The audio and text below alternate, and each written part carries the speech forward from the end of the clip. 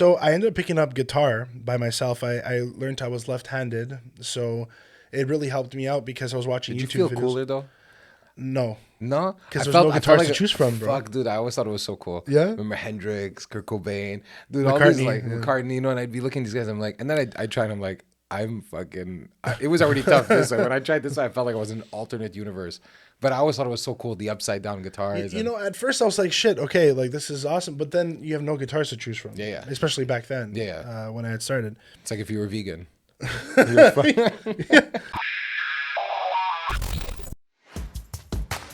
Hey, thanks for checking out the show. And if you like it, tell a friend. And if you want to support the show, you can by 1, subscribing and liking our YouTube channel at the DMW Podcast. 2, you can go to our website and sign up to our mailing list at the dmwpodcast.com. And 3, you can follow us on Instagram at the DMW Podcast. Thanks again for all of your support. My name is Stef, and this is the Dead Man Walking Podcast.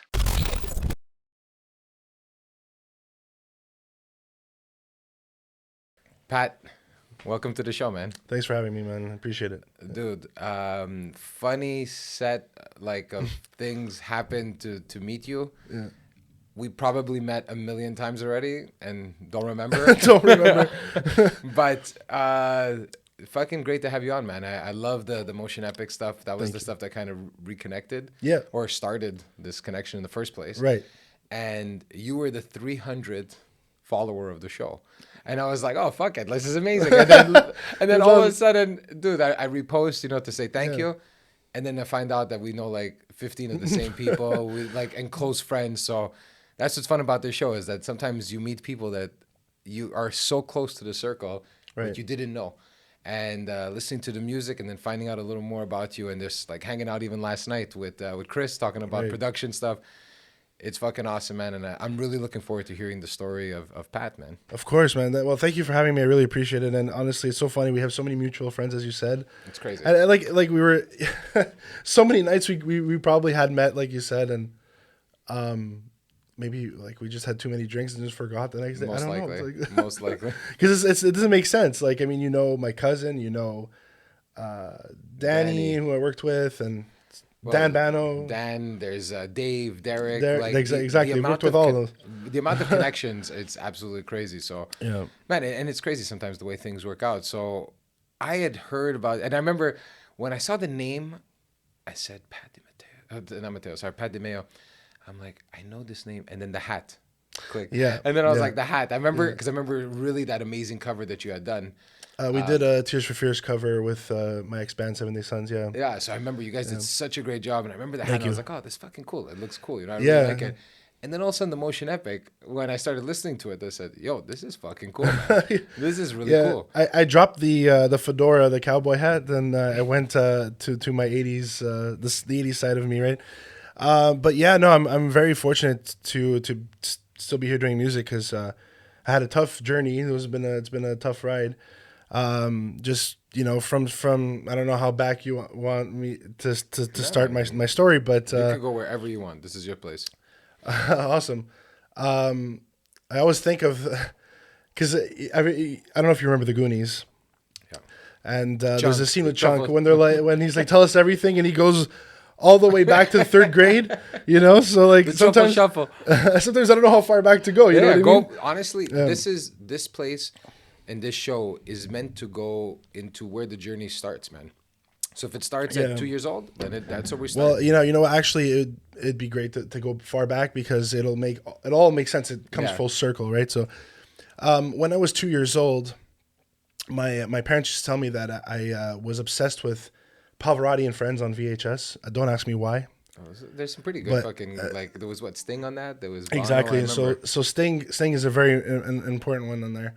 So that's it. So I would apparently play it and then try to mimic Pavarotti. And I don't remember, obviously, doing that. And apparently it went on for a while, and I would host concerts for my grandparents who lived downstairs. And, my parents were like, what's wrong with this kid? They would always tell me growing up. What were you thinking? I was trying to do opera. Yeah. Oh, yeah. That's amazing. It's insane. I wish they would have videotaped me, but my parents were more picture people. Yeah. it would have been funny to see, but to watch back now. But anyways, so then what happened? Eventually, they enrolled me into piano lessons when I was 5 years old. Okay. But at that time, like, It's tough. I guess, like, yeah, I'm too young. I don't know. I find like even I started music at 12, and at 12 too, it's like there was a passion for it, and that's what kept me going. But I mean, 5 years old is tough to keep the attention, unless Yeah. there's like something that just draws you specific, like the way you were obsessed with Pavarotti, maybe on a singing level. The piano is an instrument that is fucking, man. The independence of each finger is tough. It's a tough instrument. It's Right. like it's not something that gets easily done in its first year. Well, my parents were Elton John fans, so I think they were trying to make me become the next best. He's got a piano player. voice. Let's put a piano. Yeah. We got a We hit got maker. this. We got it. Yeah, exactly. But and it just wasn't for me, I guess, at the time. Yeah. I don't remember again. But one of my earliest memories actually is my father would love showing me science fiction films, but in particular, Back to the Future. Oh, dude, I love Back to the Future. Right. No, like it's sick. Like it's an obsession that I have. Me too. Even when it came back to the movie theaters. Yes. And they redid it there when there was the whole date of like 20 whatever. 2015 when he goes to the future in the second film. Yeah. And so they re-released the movies Right. at the theaters. My brother and I, we went to go watch all You of them. too? Actually, I was probably in the theater with you and we didn't even know. Dude, Because we like- live in the same city. A huge Back to the Future fan, like a stupid fan. I'm so happy to talk about this because I think you're the first guest that brought up. I'm like, please, someone one day bring up Back to the Future. It changed my life because I mean I was so obsessed. Like all my friends and everyone I knew around me were like obsessed with like Spider-Man and all these superheroes or whatever we were watching back then. But for me, it was like Marty McFly was my superhero. Yeah. And I don't know what it was with Michael J. Fox's his charisma or something Yeah. that really like drew me in Yeah. as a kid, but I wanted to be him, and then you see him on stage playing guitar, the Huey Johnny Lewis B. stuff, Good, yeah. Johnny B. Good, and I think Huey Lewis was essentially the first rock band that I got into because of that film, and so eventually I got obsessed with that, and my parents would tell me that the second film, I would watch it, rewind it, and watch it all over again, rewind it and watch it all over again, Yeah, and same. It Same. became an obsession. Same with you? Same, like That's crazy. It's your cousin Marvin Barry. You know that new sound you've been looking for. Well, listen to this. Dude, every scene in that movie, I was obsessed. Like I watched part one so many times. Part two was my favorite. Yeah. Hands down. Like I loved part two with all like the going into the future, seeing what the 2000s were gonna look like, the Nikes, the sneakers, and then the hoverboards. Obsessed with the sneakers. Obsessed. Part three, I always liked part three. But it was just like I found it was like I don't know, it was just a bit. I'm not like I loved it. Yeah. But in comparison to 1 and 2 was just like part 3 didn't hold the same weight for me. But I still loved part 3. But part 2 for me was just lights out. I'm totally with you on this one. It really is just because we had a fascination of like what the future might look like. The third one was still a great good. closer. What's the word I'm looking for? Yeah, Closure, finale, yeah. But yeah, the first and second are definitely for sure staple. Sorry, Yeah. I'm gonna go into like Back to the Future moments. That's why I keep going. Okay, I'm happy, because it's so fun talking about this. So that's what happened. It became an obsession, and to a point where like when I grew older, I would watch the film and the lines of the script would appear in my head right before it would happen, and all the sound effects I would hear them before they would happen. And I think that helped also my obsession with like video editing and film and stuff like that, because eventually I started doing theater because I was so obsessed with watching Michael J. Fox that I started wanting to act. Oh shit! So you did like drama classes and I was in theater for a while as well. Nice.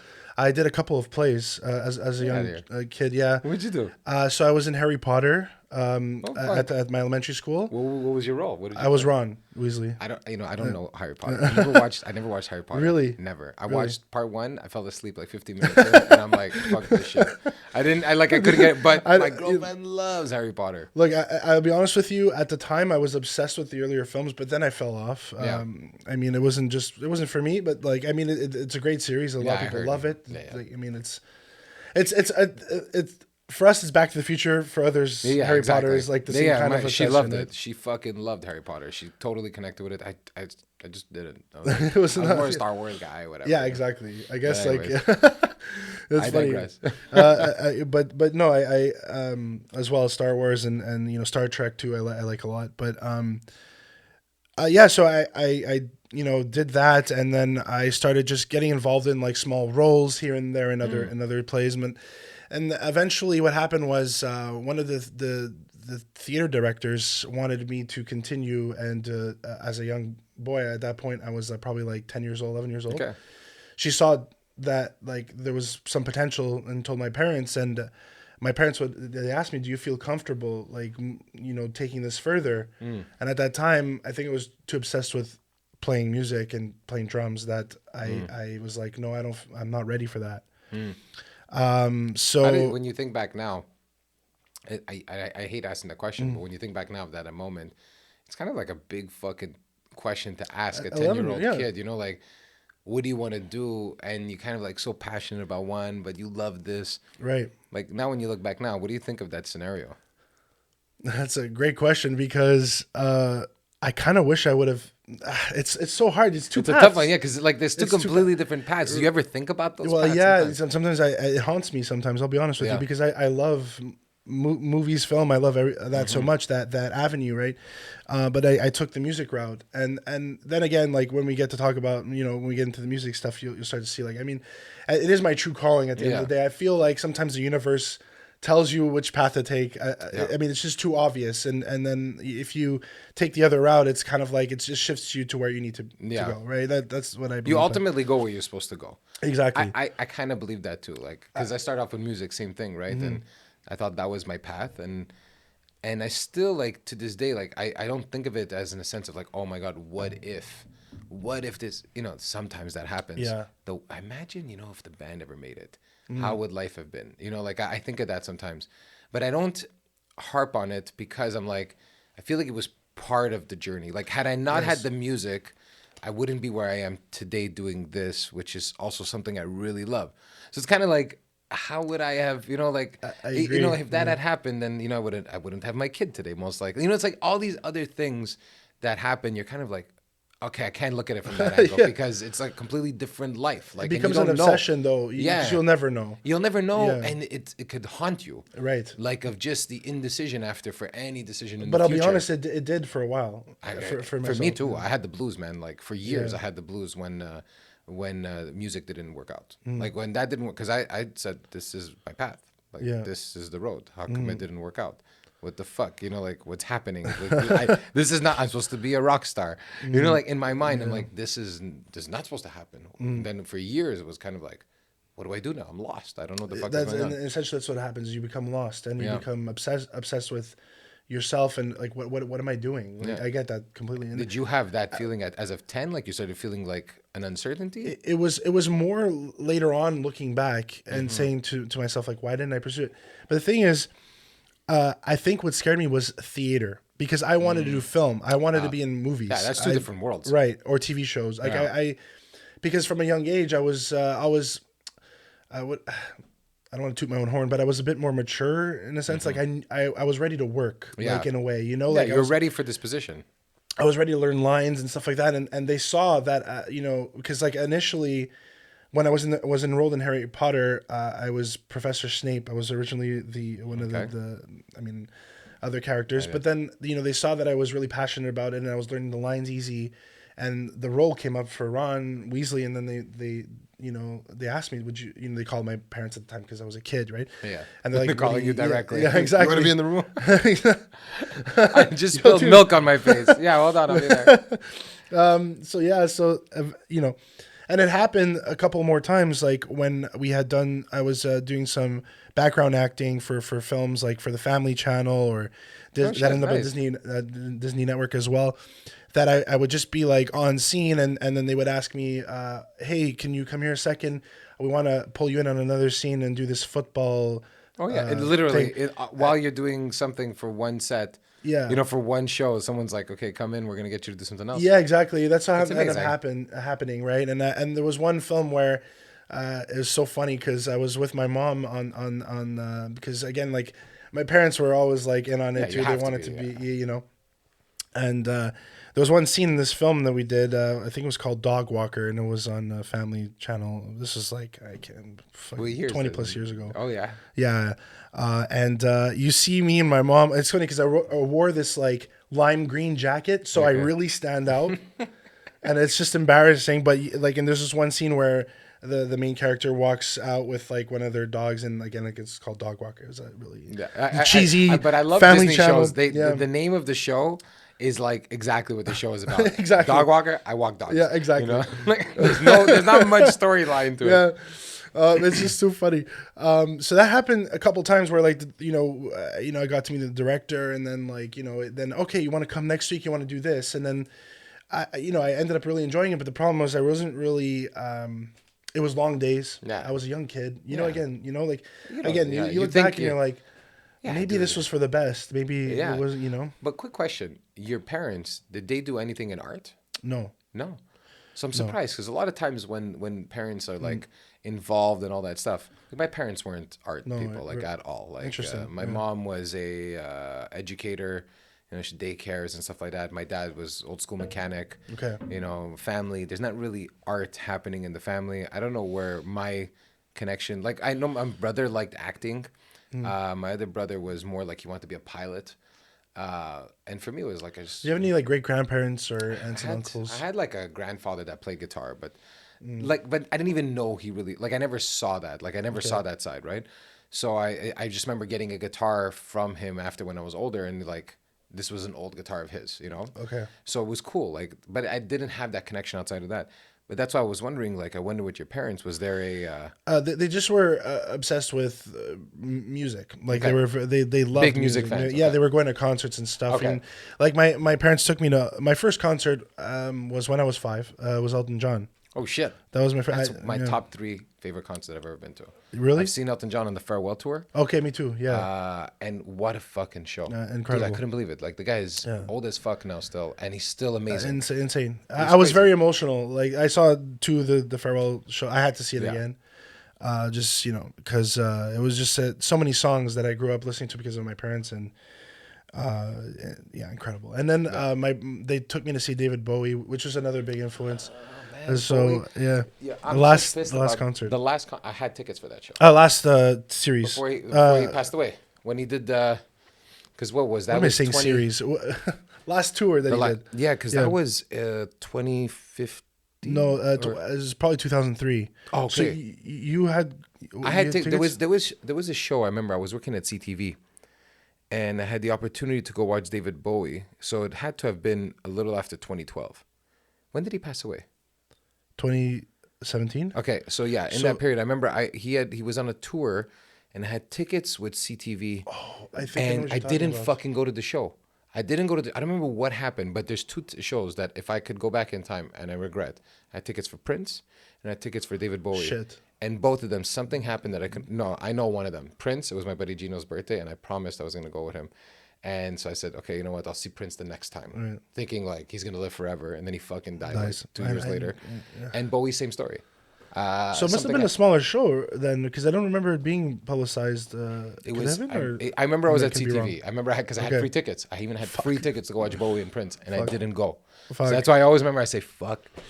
I missed Bowie and Prince, and it would have cost me $0. That's the part that even hurts even more. Anyways, I'm devastated for you, dude. Anyways, enough about me. No. But like I'm that hurts to hear, because damn. Anyways, so Elton John. Yeah, Elton John. The hours on the set. Sorry, we're talking about even like the hours on the set, and it was long for you. Yeah, exactly. So what ended up happening was I grew an obsession. Prior to that, I started playing drums at around 9-10 years old, and I took lessons for 4 years. And then I grew an obsession. It's really funny to say this, but I started watching American Idol very intensely. Yeah. I don't know why. I was really like into it. The whole competition. The whole idea at the beginning was cool. Right. Like, early on, it was fun. I remember the whole Justin and Kelly Clarkson. The season 1 was like, It was new, man. It was like Yeah. Survivor. The first time fucking Survivor came on, you're like, what the fuck is this show? Yeah. Or The Real World or whatever it was, you know, on MTV. Right. It's like, what the fuck is going on? This is like real people. Right. Yeah, exactly. Like reality. The auditions yeah. were amazing. We would be They laughing, were your laughing ass off. exactly. Yeah, I remember. And I was like, hold on a second, like why am I in back of the band? Like I love playing drums and I still do play drums, but I felt like I wasn't really expressing myself musically being in back of the band. And because of watching American Idol, it helped me gain some confidence to maybe try to sing.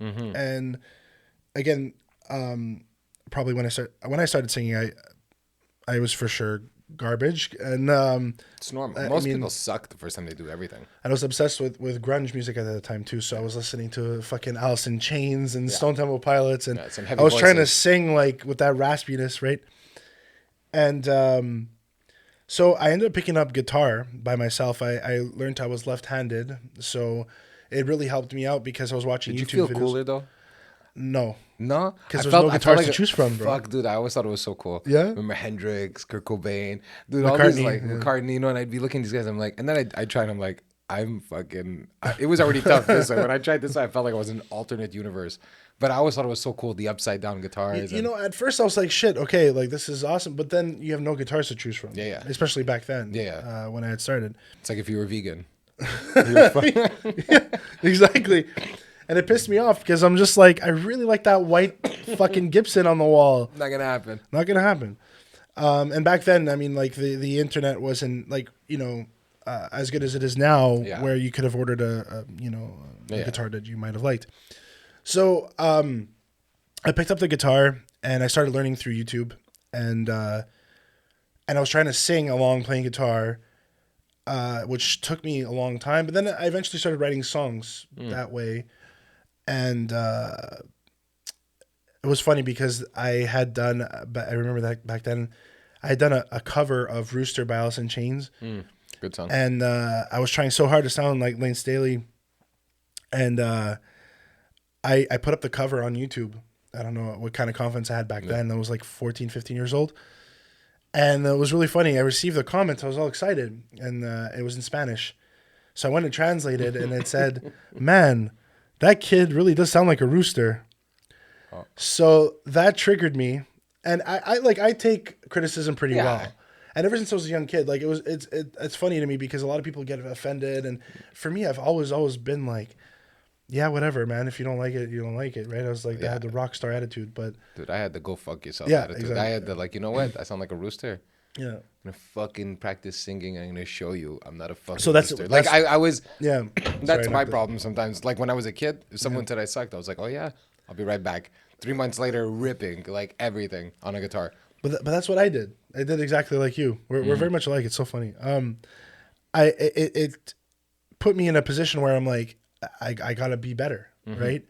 And I was young at that time. But anyway, so I continued to write songs and eventually, because there's a lot to tell here, so I'm just trying to like There's no rush, man. Take your time. It's my house. So I met a producer, and his name is Connor Seidel. Actually, he's still working with pretty amazing artists in Quebec, like Half Moon Run. Oh, nice. And Matt Halabowski, who's a friend of mine as well. And we met on MySpace.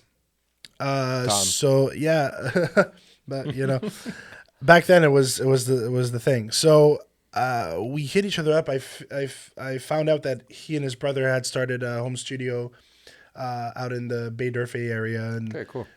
so eventually my weekends, because I was going to school, so my weekends were at the studio, and my parents would drive me all weekend at the studio, back home, back to school the whole week, and then on weekends back in the studio.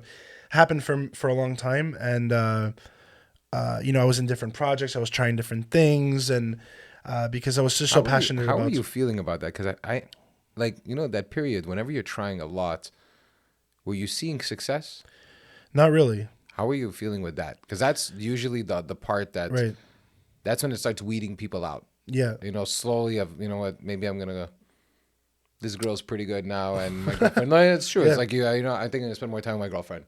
Or fuck it, I'm going to go party a little more with my friends. And it and was you'd kind of like double down on music. right. It was the drive. Like I didn't like going out much. Mm-hmm. I was closing myself off in the basement. I was one of those weird kids where like I would be obsessed with it. Yeah. And I still am obsessed with it. And I think that like You need to be obsessed with it if you want to do it. Like I really, honestly, and I know it's fucking cliches and all these sports things, and I'm a big sports fan too of like, and just I love the story of sports. I think that's what I love about sports more than anything else is the perseverance to continue.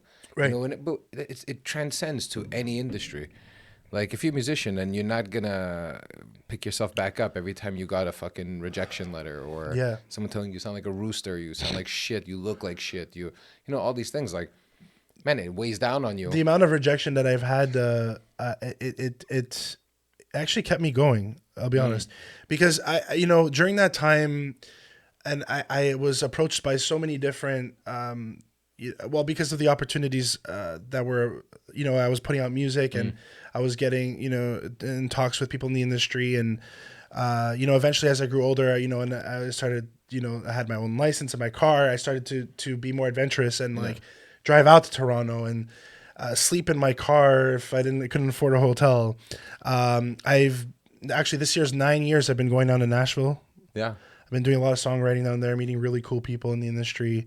And honestly, we just came actually a couple weeks ago. I went with my girlfriend and I wanted to show her around because I've been spending like 9 years down there, and sometimes I'd be down for, months on end, and just even like hanging out with people, making friends and, connections.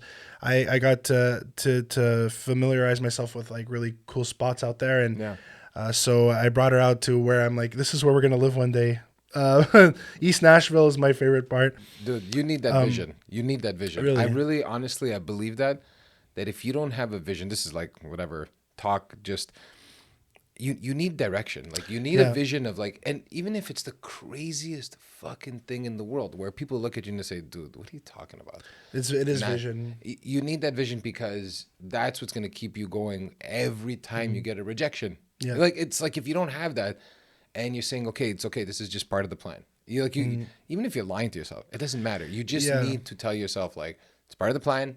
That no is just going to get me closer to that house or that place in Nashville. There's a bit of insanity involved.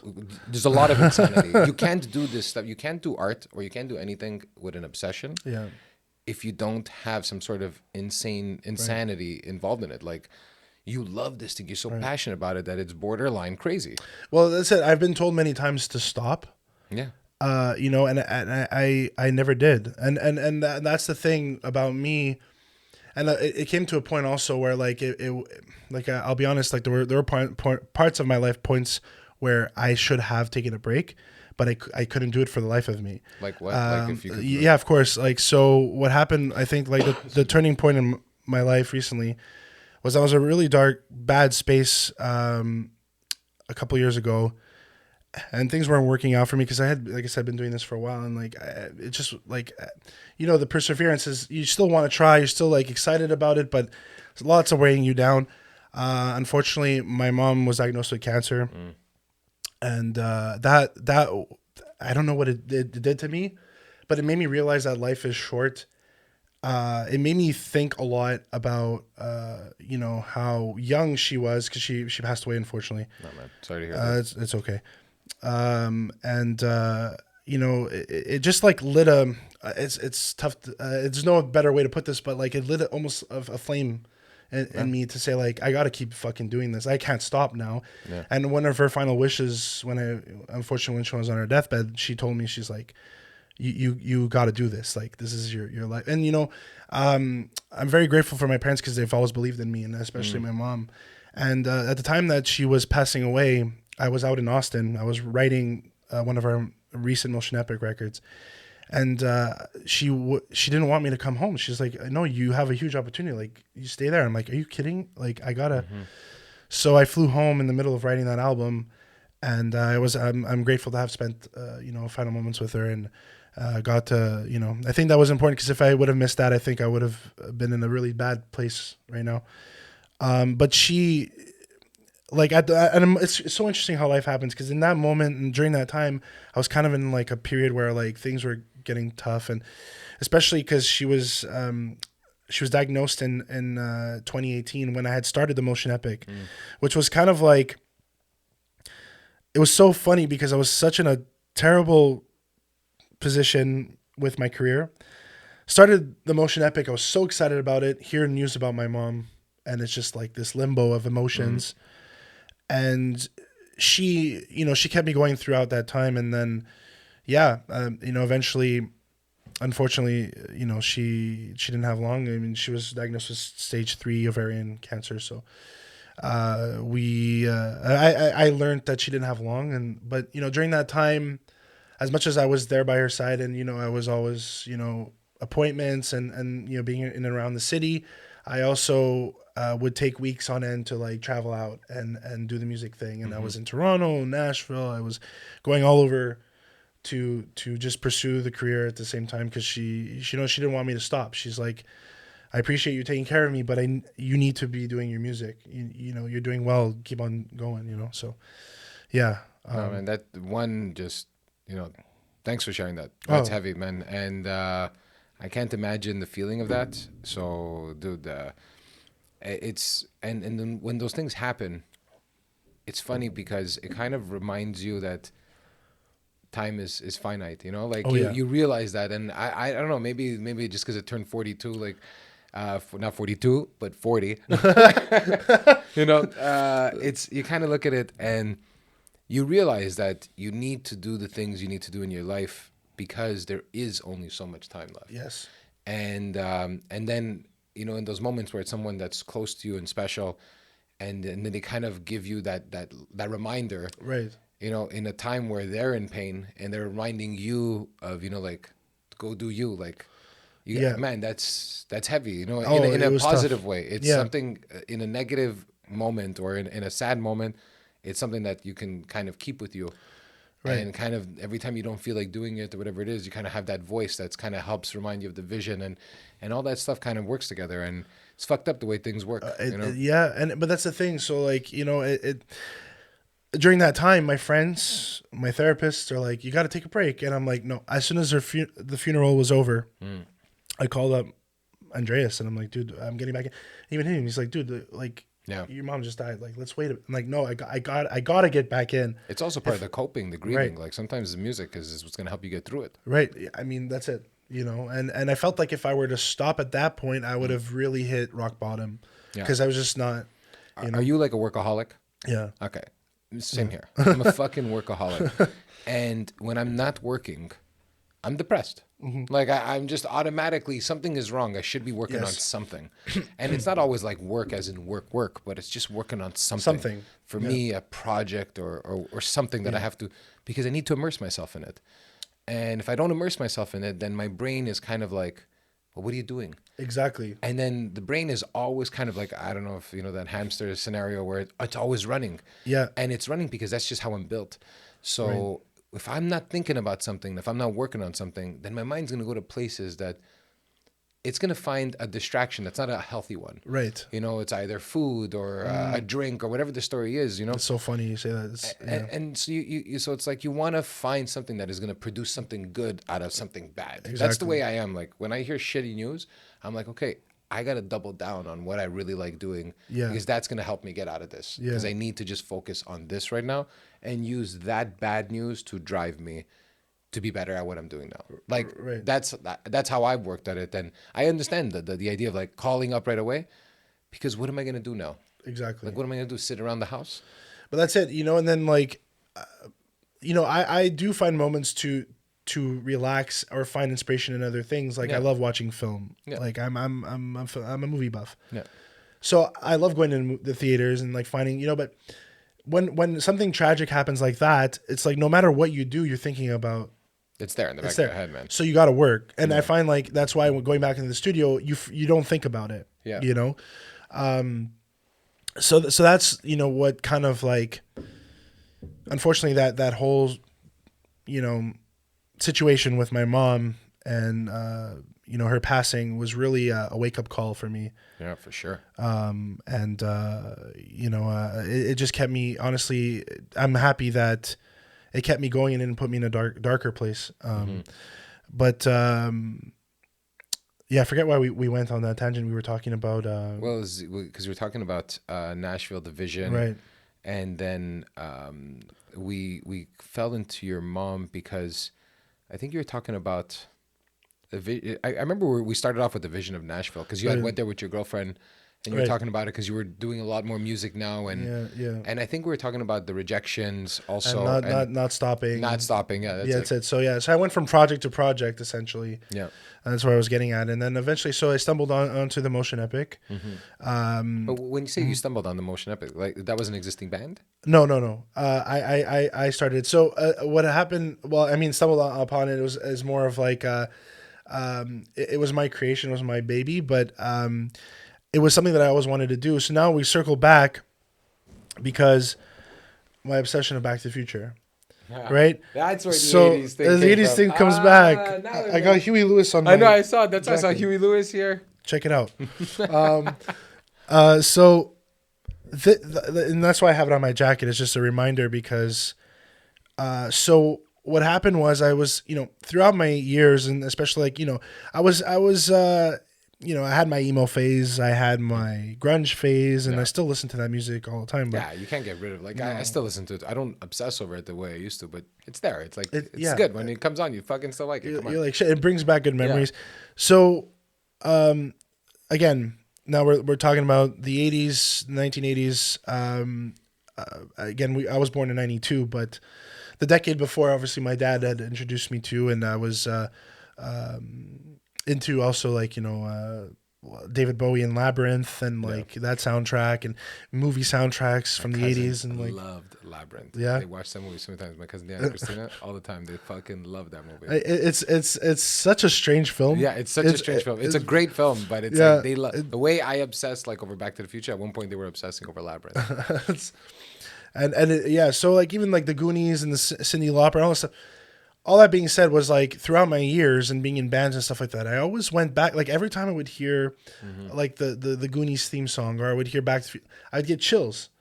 Like I would hear like Power of Love come on the radio, or I'd be like, "Fuck, that's my thing, man. I gotta, How can I?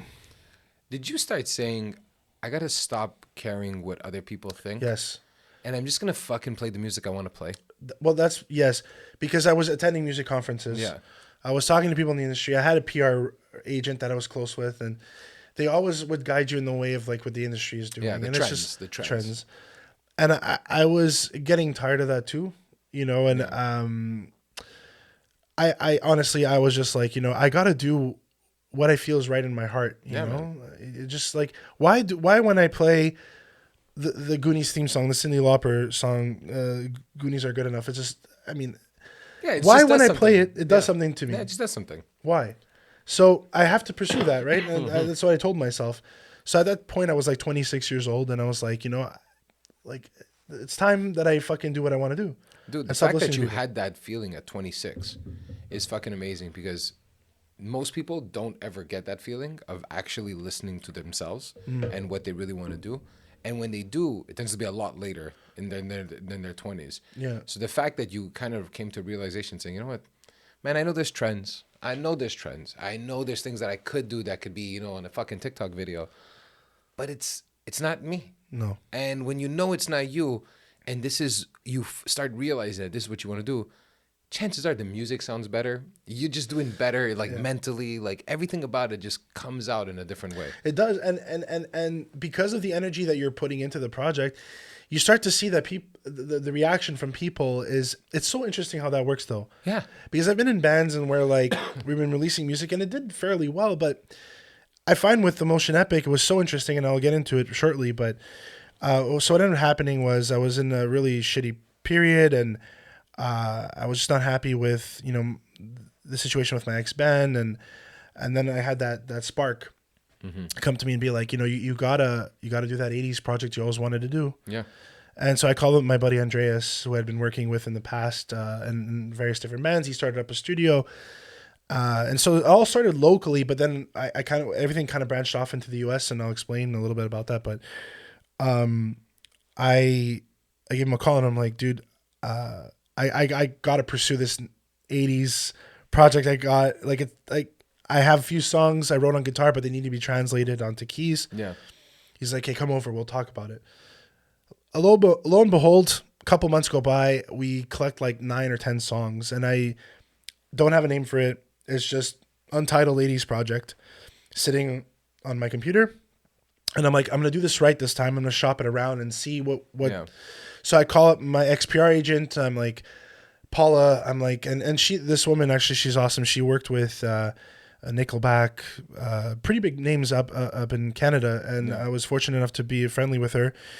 And Matthew Good, who as well, who's awesome. Anyways, so I was like, can you listen to this music and give me your honest, true feedback? What do you think? Yeah. You know, she responded by saying, Pat, this is the best project you've presented to me that you've done. So how'd you feel it when she said something like that? I was like, shit, what was I doing wrong? The last that's the mentality of a hard worker. You're like, what the fuck have I been doing? How come you know, like what? And then after that, once that soaked in of like, what the hell have I done in the past? Like, was there any kind of like moment where you're like, fuck, I'm onto something here? Well, with this project you're talking about, this project, but that's what ended up happening. Was all these opportunities started to present themselves that I was like, holy shit, like why didn't this happen like 5 years ago? So from there, actually, it was funny, and I'll get into it in a little. I sent her that, and I sent her a couple band names, and she picked out Motion Epic. It wasn't the Motion Epic, but she's like, I like that one. Everyone I was sending it, it's a very cool name. I like it. And I sent it off to this other guy that I know. I'm like acquaintances with. I was happy that he responded. He works at Sony in Toronto, and he also picked out the Motion Epic too. So it was like it was just like the right way for me to go, and I think like just hearing their advice too was like beneficial for me to. Do you feel like someone had said this. I don't remember if it was another podcast or someone told me about this. It's actually a friend. I don't remember if she said it in a podcast, but I know she told me it's called like surrendering at a certain point to like always trying to force things to happen. And you go the opposite route. I'm going to do something that I really like, and I'm going to put it out there. Right. And I'm going to kind of just not to try to force it onto people. And what ends up happening is it actually comes back and it goes the way it's supposed to go, which is, you know, you're getting the feedback from someone from Sony in Toronto. You're getting these people telling you that they're liking the music, but you didn't force it. Like, it's just, let me know what you think whenever you have time. And then boom, it kind of put it out there and then let the universe take its time to bring it back to you instead of trying to force time to go at your pace. Right. It's like, no, man, things take time because you don't know on the other end if maybe they're going through a divorce, someone passed away on their side and they just didn't answer back. They're on vacation, they're in a crunch. Like, you don't know what's happening on the other side. And you think in your mind, you're running all these scenarios of they don't like the music. Exactly. They don't like the name. It's like, no, dude, they have another life too. So they do. Let them get back to you, you know, like, and if there is something good, they will get back to you. Right. Like, so. But that's it, and that's it, and I was in a point in my life where this was the project. This was like the end all be all, and I was patient enough before I even launched it, and that I think that was really beneficial was the fact that I just held on to these songs for so long, and pitching them out and asking people in the industry, waiting weeks if I had to wait, and to hear back and see, you know.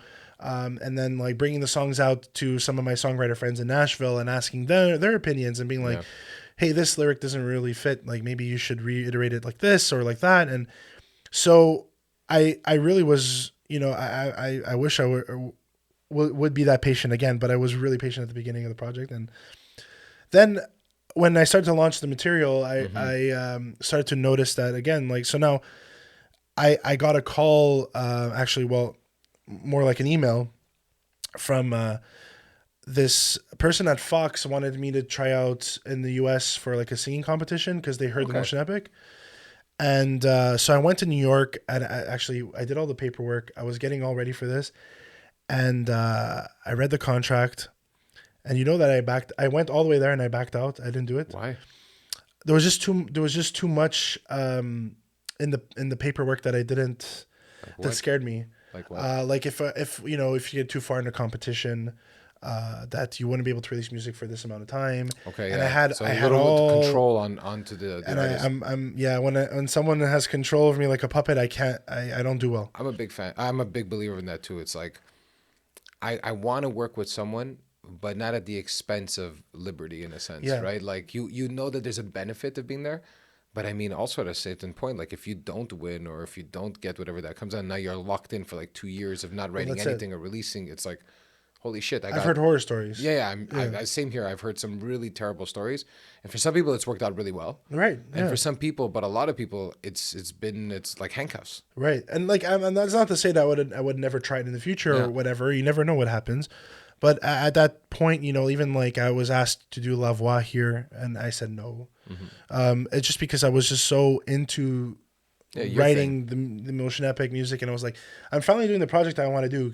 Why do I have to get sidetracked? Yeah. Why are all these fucking opportunities coming when I'm focused on But that, in one way, it's almost like a sign. fucking test. Yes, It's a test to really see how passionate you are about this project, because the distractions, it's like everyone loves coming around when things are going well. Yeah. No one loves you. It's that nobody loves you when you're down and out, John Lennon, Yeah. And it's true. Like when you're not doing well, no one's coming to help. No. Like in a sense of no offers, no la voix, no bullshit where you would have done anything for a fucking opportunity. And now that things are rolling, it's like, oh, this guy, there's like an aura or something that is coming out from this person. This music is sounding good. We want you. And it's like, no, man, I have my thing right now. I need to focus on this. Well, yeah, it's exactly that. It's so funny because when I was, and I'm gonna roll back a little bit to just because I wanted to mention something before and I completely forgot, but I think it was back in like around 2015, around that year. There was someone that had reached out to me also then, who I'm good friends with now still. He had worked on some really interesting records out in Toronto. He was involved with Big Rec and Billy Talent, and he heard my earlier stuff back then. And at the time I was in university. I just had started, I don't know why I was still trying to pursue school because it wasn't for me. Yeah. What were you studying? I think it was history. I don't even fucking remember. The point, I was failing miserably. Yeah. Like it was really bad. They kicked me out because I just kept. Yeah. Sometimes you just know, like, it's not for me, dude. Like, I gotta find something that resonates, and this is just not resonating. That's it. So what happened was, like, if it's funny how life happens, because again, and how sometimes you just gotta listen to the universe. Like I was in school and I was like, maybe I should take that seriously. Then all of a sudden I meet this guy out in Toronto who reaches out to me. So you should come down and songwrite with me. Come good friends with him. And then we get invited to the Juno Awards because because he was involved in those records that were nominated. So he invited me because he's like, I'm working with you. Why don't you come down? Oh, that's a fucking cool opportunity. Yeah. And we end up in, so I end up sitting down and having like, being a part of what do you call them, the conferences. Okay.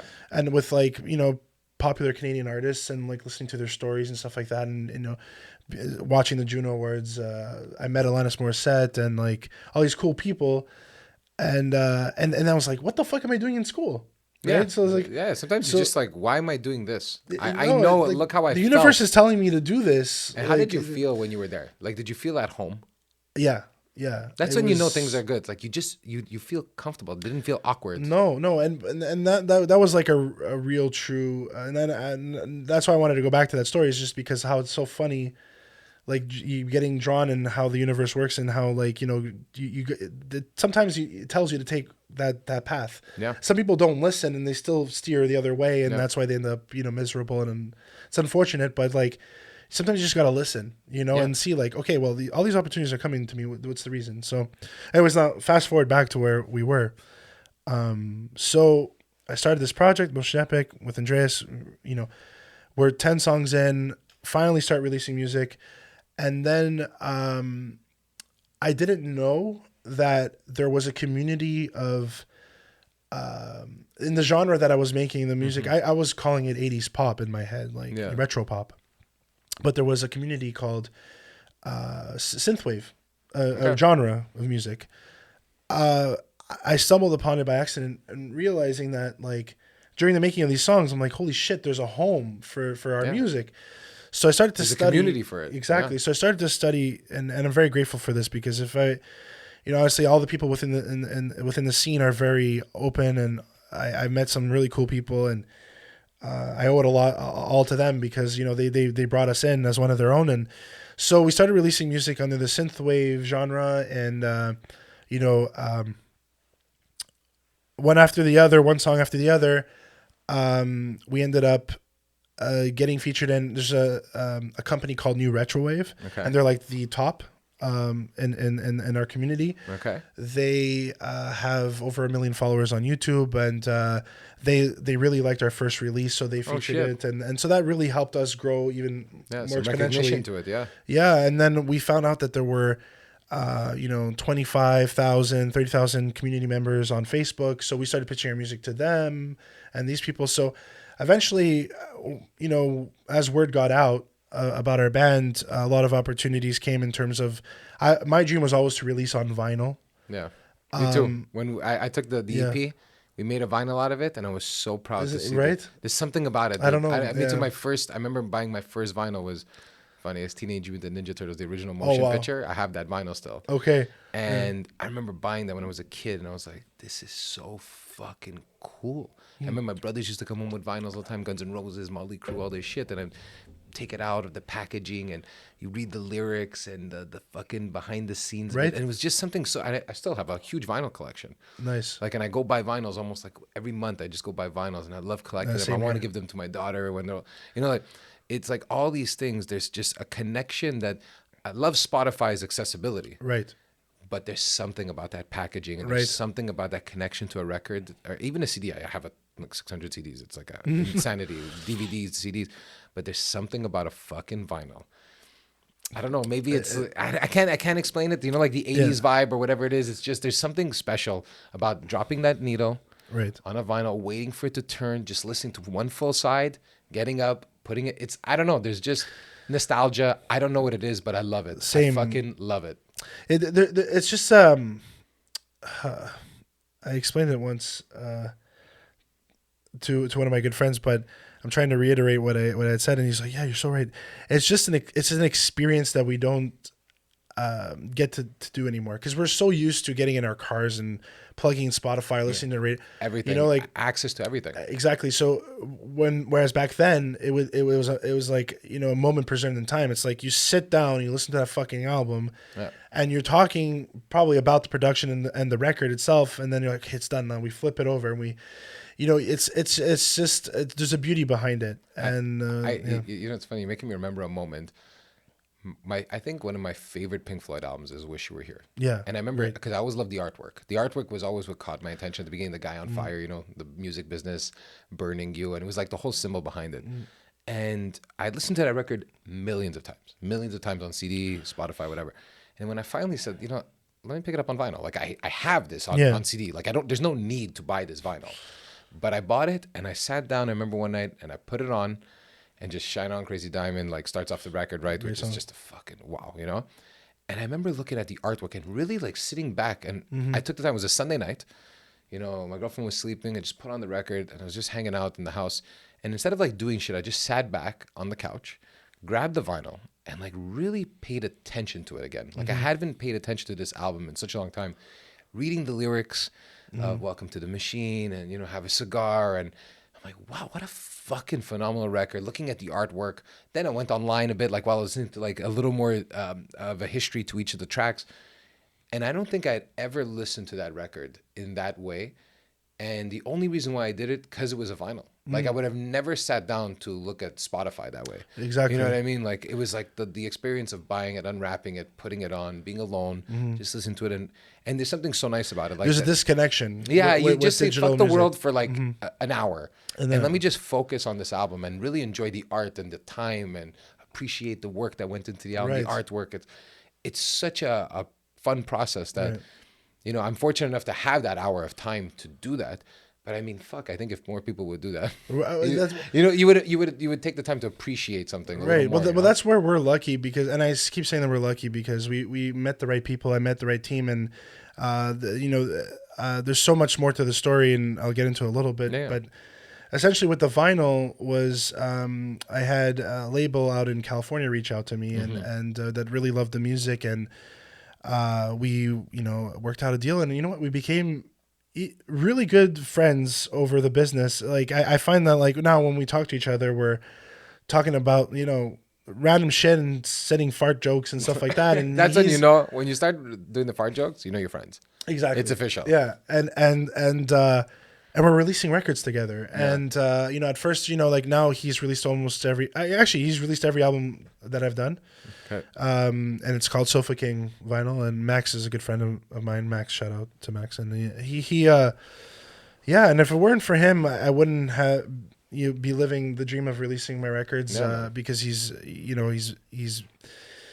been so passionate about it too, and like you said, it's an experience, and we want to release it on vinyl the way it's supposed to be listened to and as a record. And so because of his help, I was able to indulge myself and stop writing singles and start writing records. And it really helped me as a songwriter tell my story better, tell stories better. And luckily, I got some really incredible musicians to come on to the project. So one of my good friends, he moved back to Australia, unfortunately, and that breaks my heart. But Ben was in the Cirque du Soleil, and with his wife for many years. So I was releasing synthwave music right at the beginning. He reaches out to me and he's like, are you guys interested in having any saxophone on your material? You need saxophone if you're doing 80s shit. Dude, in a synth vibe, you need saxophone at a certain point. And I check out his profile, and I'm just like, this guy is touring with Cirque du Soleil. Like, what does he want to do with me? Yeah. Anyways, I pick him up, and we instantly became like best friends. Started recording on our records, and like just like pulling out these. He's a prodigy, pulling out these solos that I've. Like in instant, like it's so like amazing, it's dude. so easy Horn for players, man. Wind instruments when they're good. Jesus, it sounds so good, man. Yeah, it takes a song to another level when you have a great wind. We were in the other room and we were just laughing because we're just like, it's insane. Yeah, and he plays every instrument impeccably. So like, I got him in on the project and I asked him. I said, like let's work on stuff continuously. Like I know you're moving back to Australia. Is there a way we could still work? And we managed to make it work. So he also released his own synthwave project called Max Cruz, which I sing on his material as well. And I'll send you some of that stuff too, because it's very similar to what we're doing in Ocean Epic. It's like the Sunglass Kid. Dude, that guy is amazing. He's a friend of ours, actually. Get the fuck out. Yeah, we talk to him all the time. Dude, the videos and the people that do the cameos and shit. Yeah. So good. It's so good. He's so cool. He's got a great channel too. Yeah. So he's doing it right. I wish I would invest a little bit more time on my social media. I'm just too busy trying to write the music. You got to do it. It'll come. Yeah. It's gonna come when it needs to come. So that's it. And so he became a part of the project, and then I recruited my buddy Nick Calimocho. He goes by Calimocho. I heard his fucking cool name.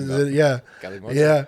I believe it's a drink. Is it like wine and Coke or something? Okay. I could be wrong, but so what happened was within the community, like I said, within the synthwave community, there's a lot of talented musicians that I was, becoming friends with. I really liked his productions, and so I hit him up and I said, dude, I know this is like far-fetched, but like I really believe that we could be working together on material, because whatever you're releasing, and it was instrumental music, I was coming up with melodies. Yeah, you were just connecting with it. It was so strange. Know. Yeah, you just know. Exactly. And so, oddly enough, he's like, no, I can't join your band. I'm going to ruin it. And I'm like, come on, dude, no. So he wrote Boardwalk Arcadia, co-wrote Boardwalk Arcadia with me. And like every song that we wrote together was just so magical. And I was like, yeah, we got to, figure this out, because he was out in Austin and I'm here. Yeah, so you're a fucking trifecta of what? Austin, Australia, Montreal. Montreal, no, and then my guitar player is from Reno, Nevada. Okay. So we don't, live together, but we managed to make it work. We just, every year, and since the third record, we've traveled around. So like, I went out to Austin to write our fourth record, and then our recent record, Saturday Night Motel Music, was done in Reno. We wrote it out there.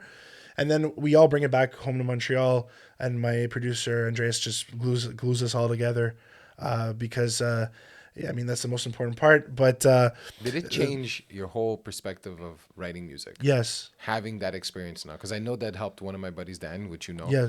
like having, Evan at the time was in Toronto, and there was that connection. Like they were still writing music, even though Montreal, Toronto. Yeah. Did it make you a better communicator too? Yes. In a sense, because you don't have the person in the room with you, No. so you have to do things a certain way so they can understand the project. Exactly. And I believe that confidence came when I started co-writing with people in Nashville, coming back home and being like, fuck, like we gotta, keep this going somehow, even when we're not together. Did it bring your game up going to Nashville? Yeah. Yeah. A lot of, I was fortunate to be a part of a lot of like more country-esque songwriting, which actually is funny because I sometimes listen back to the Motion Epic stuff and I'm like, my melodies could work as like a country song. Dude, like a good melody is a good melody, regardless of the genre, right? So then the background music that you make to that is what gives it puts it in a specific box, let's say. But I mean, you hear some melodies that could work on so many different genres, and it has a metal vibe, like you don't even know. It's like it could work on fucking country. But dude, some of these songwriters I met down there, like it's just, and it's insane to me because like they pick up a guitar and they'll start singing something, and I'm like, what's that? And they're like, well, I just made it up now. I'm like, shut up. Yeah. Like, and like I consider myself a songwriter as well, obviously, because I've written all this stuff through the Motion Epic, and now that I have a band, it's nice to hit lyrics off of the guys, because like they'll be like, yeah, maybe that line could be this, or maybe we can like work this out, right? And when you're alone, it's more you're self-conscious about what you're. So, but yeah, it did make me a better songwriter. I think like, sometimes you have to throw yourself in the fire and try to work with people that are at a different caliber, right? Or have been writing for maybe 10 more years than you have. Yeah. Or have written a hit, and maybe you learn a little bit from them. Like a humbling experience. Yeah. And And so now, like, because I saw that with the Motion Epic, like things are picking up. I think there was one post I saw that you did. It was like you got one song that was like 100,000 streams. Maybe one of the. So things are picking up, and you're touring now, and you've done stuff. So it's like, how are you feeling about all like the growth of this now? It's surreal, dude.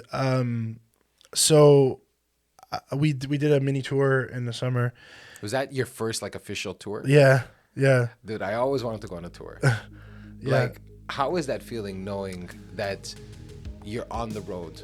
And like, because we did a lot of stuff like in Quebec and Eastern Ontario. Like, we never really ventured out of there. So this tour was where in the first place? We did New York, Boston, and Jersey. It was an East Coast small thing. Yeah. And I'll be honest with you, my whole life I've been, because like you said, you do Canada, but it's just like, I don't know, for me. There's something about like once you cross that border, it just feels like it became a tour. Yes. Like a real tour. Right. And also, it's a different crowd, I find. Yeah. Because just for, I mean, for what happened with us, I mean, we were a project for 5 years before we ever decided to hit the road. And I told myself that at the beginning. I said, I'm not going to be spending money on the road and doing a tour for 5 people in the room. Yeah. I want to release music and build an audience, an audience online, and then see where that audience is and go play for it. Yeah. So this year's the year we decided to get our feet wet, which was a bit. I still think it was a little early, but we, listen. You got to do it, man. At a certain point, it's never going to be perfect. You got to just get out. You got to get your feet wet. Yeah. And the guys that I'm with, honestly, I consider them my best friends, even though we don't live together. Like, honestly, every time, like, I'm just so comfortable with them, and when we speak on the phone, it's for hours. Yeah. Like the first phone call I had with Nick and Aaron, my guitar player, we were literally on the phone for an entire day, like 8 hours, just talking about it. It's just, so like, flies when you're having a good time. And you just, it just when you find the right people too. I think that's another thing too. It's working with the right people. Yeah. So we decided to do this tour, and this is funny because we obviously booked New York City. And so the story goes that we only pre-sold 16 tickets. So I was a little heartbroken because, we're spending money on flying the guys out to New Jersey. We're rehearsing for 5-6 days straight before we start playing, because we never played as a band, right? So we booked a rehearsal space, and we had everything set up, and every day we would go in for a couple hours, and my voice was tired, and I'm like, fuck, we're not even starting the tour yet, and I'm already hammered down and tired. So this was shocking to me, and I got very emotional. So What happened? So we get to New York, we get to the No, city. but you got emotional. Were you buzzing out? I got emotional because of the night in New York. So we only pre-sold 16 tickets, as I said. I go down to the green room and I'm getting ready for the show. I come upstairs, and the room is packed. Oh fuck! We sold out. It was a small room. I mean, but it doesn't matter, dude. yeah. It's something. Whenever you see a room filled with people, even if it's a room that only fits 50, and it looks like it's tight in the room. Yeah, it's a great feeling. We sold. I think it was 130 people. It's amazing, and you're not from the city. No, like, that's the part that people forget. It's that's it. That's why nobody's coming out from another city. Yeah, starting this tour. We picked out New York for that reason too, is because we saw that we had large on Spotify, at least we're seeing that there was a lot of numbers. And people, when we announced that we wanted to do a tour, there was a lot of people commenting New York. So we get on, before that, I get upstairs and then I have people recognize me. They're coming out to me like with our records that they've already bought from online and asking me to sign them. And it was just like so surreal. And they were talking to me, and then I'm trying to talk over the music because there's our opening bands playing. And I'm like, shit, like I got to sing in an hour, man. Like I got to fucking put on a show. And I was trying to get away from it. And it was so fascinating to me to see that happen for us. And it was a great experience, honestly. Again, just sitting in my car with the guys and just having a good time, and not thinking too much about, like how many people are going to show up or whatever. We did the best we possibly could for whomever was there. And honestly, all the shows were a success. Even when we played out in Boston, we had a filled up, we played an outdoor show, and it was filled up. And my family came to that show too. It was nice for them to come down, and it was honestly a humbling experience. And the fact that we were also coming out to release our new record too, because we did the shows prior to releasing our new album. Yeah. So whoever came to our shows were able to grab a copy of the record before it came out. So that was something special we got to do. Was this the first project where you finally felt I'm on the right track? Yeah. Is this the first? Because it feels like I could even hear it the way you're talking about it. Like, dude, you did the shows. You said, like, how was that feeling after that show in New York where you thought it was going to be 16 people? Show up and it's a fucking packed house and someone's saying, I recognize you. And you kind of seen the benefits. The kind of the reaction now from all this hard work. Right. And kind of this, like, human connection now. Well, how was that experience for you, like, when you sit back and think about it? It was always what I always wanted, and like I'm all about the journey and taking like step by step, and just seeing like that this was the first, like you said, I never played outside of Canada, and venturing off to New York City, which is like one of my favorite spots, and to see like that we were able to fill out a room, and, coming back to the hotel room that night, it was funny because my band members were like we were all on a high. Yeah. And then my keyboard player Nick is also my co-writer and producer of the band too. He was like lying in bed, and I remember him saying to me, he's like, I don't know how I'm gonna go home. Like how am I gonna go home now? Like what do we do? And I'm like, dude, I know. Like it's devastating because you just want to ride that wave. You want to continue doing it. You're like, well, what are we gonna do now? And it's funny because like we all got depressed when we got back. I heard about that. Everybody gets depressed after the tour. We all got depressed because we're like, did we do enough? We didn't do enough. We did 4 shows. We should have done like 6.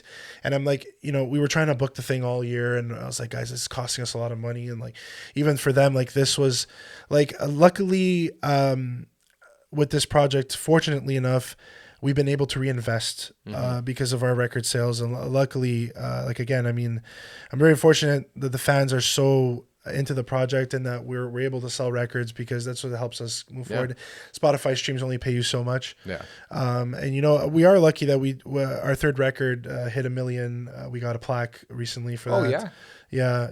That's amazing, man. Yeah, Congratulations. thank you. I didn't know that. Yeah, our third record hit that. I have friends of mine, and they have like 30 million streams on their music and stuff. But for me, the first 1 million is a nice reward. Imagine you would have told somebody? I always ask myself these questions when sometimes these moments happen where you hit like a milestone that maybe 5 years ago you would have thought was impossible. Yeah.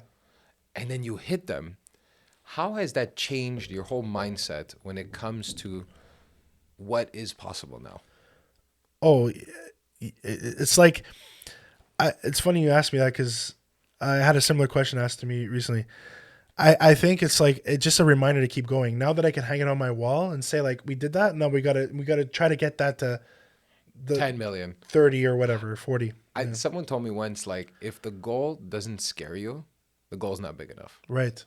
Like, you should be saying this is impossible. I was scared. Yeah. Yeah, like it should feel like this is Mount Everest, you know? Like Yeah. that's what it should feel like when you name a goal out for yourself. Because if you're not, that means you believe you can do it. And the whole point of like these things is to do things you believe are not possible. Right. You know? Yeah. There's a quote from Bowie, and I'm probably not going to iterate it properly, but he said something along the lines of like, when you're in the water and you feel like your feet can't quite touch the bottom, that's when you know you're in a good place. Yeah. And I feel that way with the Motion Epic. Is like, I'm always trying to like, I'm unsure about like if I'm going to be sinking in the water. Yeah. And I think that's what keeps us going too, is like making these decisions. Like, okay, like the last record, we wrote it out in January in Reno. Guys, like, we got to write the record together. So how we're going to do this? Okay, we book our flights. We go out to Reno and we do it for like whatever amount of time. Yeah. And we got to keep doing these things where like we're being adventurous and not necessarily just like being comfortable. Because as soon as we're comfortable, I feel like the music is going to, fall then it short. becomes a job. Exactly. It's like this weird thing that's why, like you in the conversation with Chris last night when we were talking, it's like, sometimes you want to, should we do this? And it's like, no, man. That was what you originally had. Take the risk. Fucking do what you got to do to make this get better. Exactly. You know, how are you going to be uncomfortable? And how are you going to deal with that uncomfort when you're there? And then what are you going to learn from that uncomfort when you're done with it? And then you've automatically grown. Like, no matter what, you've grown. So it's like when I hear you say the million, that's a feat that like most people will never even experience. Right? So it's like, that's an amazing thing to recognize and be happy. But now it's like, maybe add a zero to that now. Maybe let's see the 10 million. Can we get the fucking 10? Can we get the Can we fucking actually get to 10 million? You know, it's like, that's the part that I find that gets crazy and what's fun actually. It makes life fun again. Exactly. And it's all about the risk. I really believe that. And I've always been a risk taker. And I've always been told like, oh, you got to be careful with your money. Oh, really, you're going to music? Like the amount of people that were like scaring me. And I'm just like, it made me want it more. And I still to this day, like I still feel like I'm like on edge. Like even though the Motion Epic is, knock on my head, that's not wood, that it is doing fairly well. I'm very fortunate and lucky because of the team that I have too. Because I wouldn't be able to do this entirely on my own. Have you learned that now? Finally, I've learned that without a team, it's impossible. It's impossible. It's impossible. This show could not be what it is without Chris. Other projects that I work on, if I didn't have someone that I can connect with, bounce ideas off, and help me when I'm feeling like I just don't want to do this. Exactly. Reminding me that it's bigger than me. It's not just about me anymore. Like those things like that, I find that whole team element changes. You're part of something too. Like you feel like in your community and in your gang, you know what I mean? Or whatever it is. And it's just not fun alone. It's not. And not only that it's not fun alone, you can't do everything alone. Yeah. I've realized, and just having the right, it's about having the right people too. As I grew older, my first discussion with whoever I hired as a part of the band was, are you in this like thick and thin? Yeah. Like it sounds like a marriage, but it really is that, because you need to know, like I need to know that whatever happens on the next few records, like that, are you going to just like leave because it's not doing well enough? Yeah. Or are you spending too much money? Like I need to know, like how serious are you about this? How much do you believe in it? Yeah, I agree. The other question that for me I find is becoming more relevant, there's the thick and thin, but I'll know if you'll stick through the thick and thin if you're passionate about it. If there's something about this project that someone had said something like, someone is passionate, or they're discovering like a strength within them when they lose sense of time doing it. Yes. If you say, holy fuck, that was oh my God, that was 2 hours we've been doing this together. That's a good sign. Like automatically, you don't know what it is yet, Right. but something right. It's magic. Something right is going on here, because when you forget about time, the thing that everyone, it's the most precious thing in the world, right? You're never going to get the time. I don't have enough time. Like, what's the line all the time? I wish I had time. You know, it's all these lines always come out. So if you forgot about time for 2 hours with this person and you wrote something great, or you just had fun even, like in talking about the project, there's something there. Like, don't push that aside. There's something that happened there that you need to like kind of dig in a little more. You got to pursue. You got to look into that a little more. So when you with these guys and you said you spoke on the phone for like 8 hours. Yeah. Yo, there's something special, because to spend fucking 8 hours talking, I can't talk to anybody for 8 hours. It's true, dude. Like, I know 8 hours and talking about a project that is not even, you're not like millionaires yet because of this. You know, it's like, that means there's something about this project that's special. Right. But it's so funny to branch onto that you're bringing it up. I'm not even joking. So the most recent record we did in Reno, and this comes like full circle too, is when we got out there, Aaron and I, just to add some spice to the story, we both got super sick. Like I don't know what kind of fucking virus we had. And we warned Nick because he was coming out a couple days later. We're like, dude, we're really sick, like, but we still got to do this record. Yeah. Just letting you know. And he's like, yeah, no, whatever. It's fine. At this point, whatever. Yeah. So me and Aaron are like fucking on NyQuil and all these like teas, and like we're trying to like be up and ready to write the record. And so we all had these song ideas prior. And we sit down in his studio in his basement. And I'm not even kidding, the passing of time that you know. So we shared all our songs. I think we had started at like 8 or 9 p.m. that night. And by 3 a.m., we knew what the album. We knew the record. And I had never experienced that in my life. And we were laughing because we thought we were crazy. We're like, tomorrow morning we're waking up and we're saying, these 10 songs, what the fuck? Honestly, whatever happened that night ended up on the record. And I could, for the life of me, never experienced that.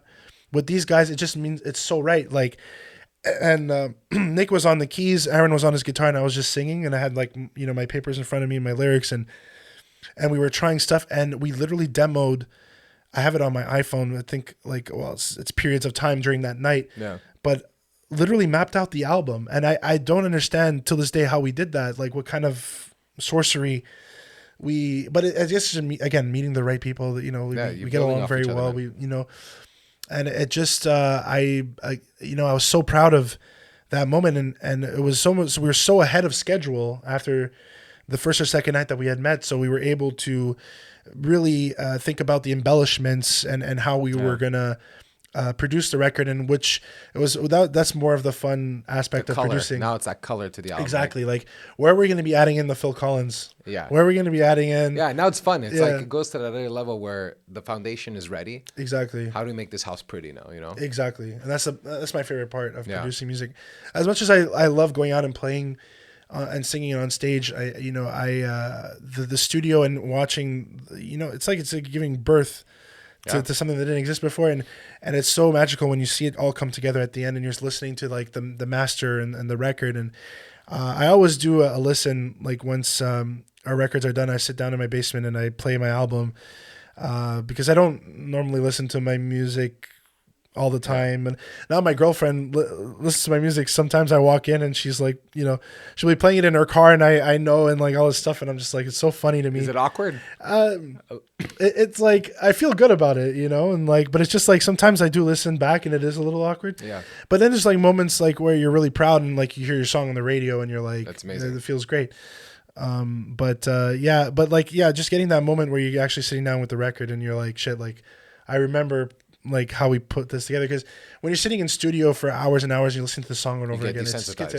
You don't even hear the song. You don't. All you hear is your mistakes. You don't hear the song, and then when you walk away from it, you kind of remember it after. Right. Like you kind of have a fresh set of ears. Right. After a bit of time of not even listening to the song, you just need to walk away and disconnect a bit. I've grown also, though, like on past records, I hear like, oh shit, I could have recorded a better vocal there. But now I found a way on the last two that I feel very comfortable with what I recorded, and I'm proud of this. That was a moment. Yeah, I've learned more now, and I could do that on the next record. Exactly, and that's how my voice sounded on that album, and I got to just like sit with it.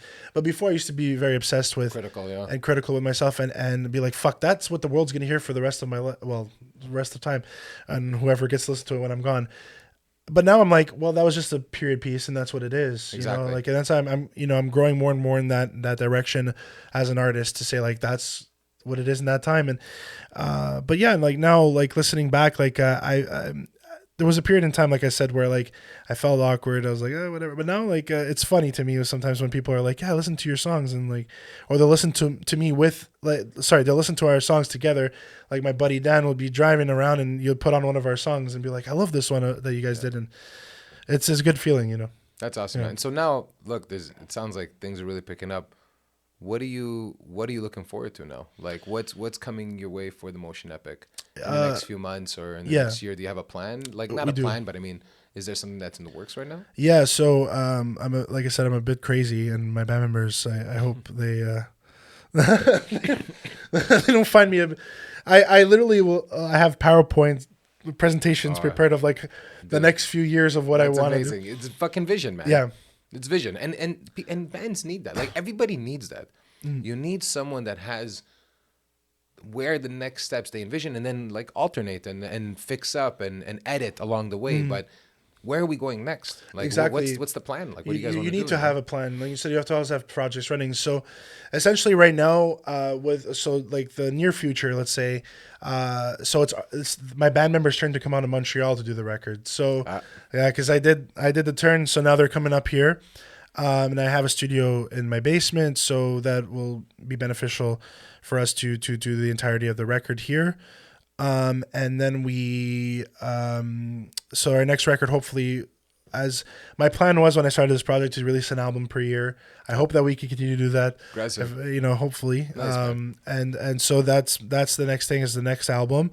And, we're going to be doing more shows. We figured that, LA is a big town for us, and we'd like to not only go down there to potentially play, but also meet some of our friends in the community, stay a while, and see what's up for us out there.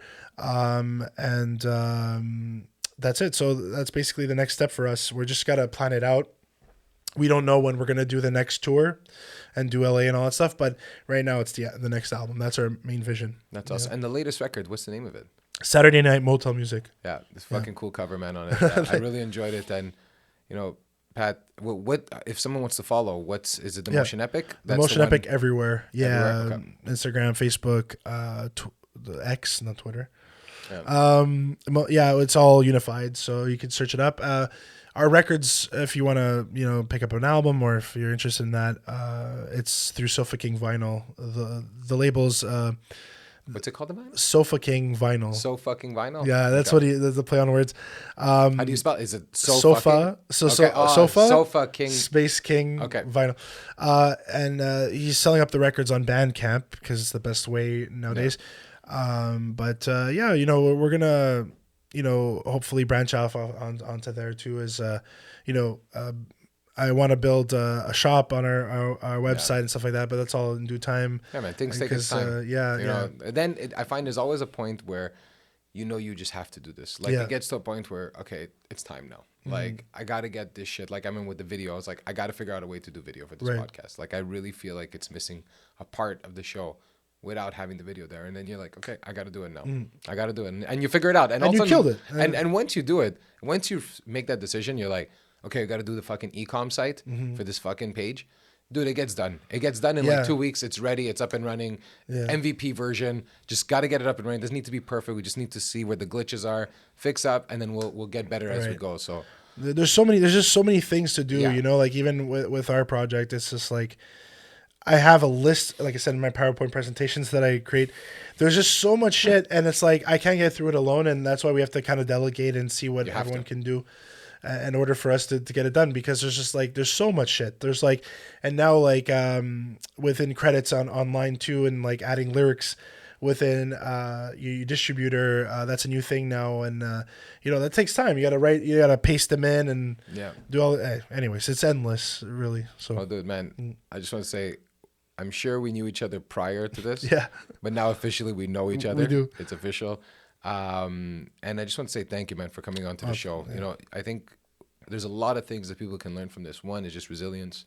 I think someone can say, holy fuck, like, don't stop. If you end listening to your gut, listen to your gut. You know it's right. It's there. The answer's there inside of you. 3, hardship can also be, a motivator. And I think a lot of people don't realize that those dark times are sometimes the things that remind you why you're doing something. Yeah. And dude, like, man, just congratulations on the success. Thank you. I'm wishing you only the best, man, and hopefully you'll be back in the future and we're going to hear about the 10 million.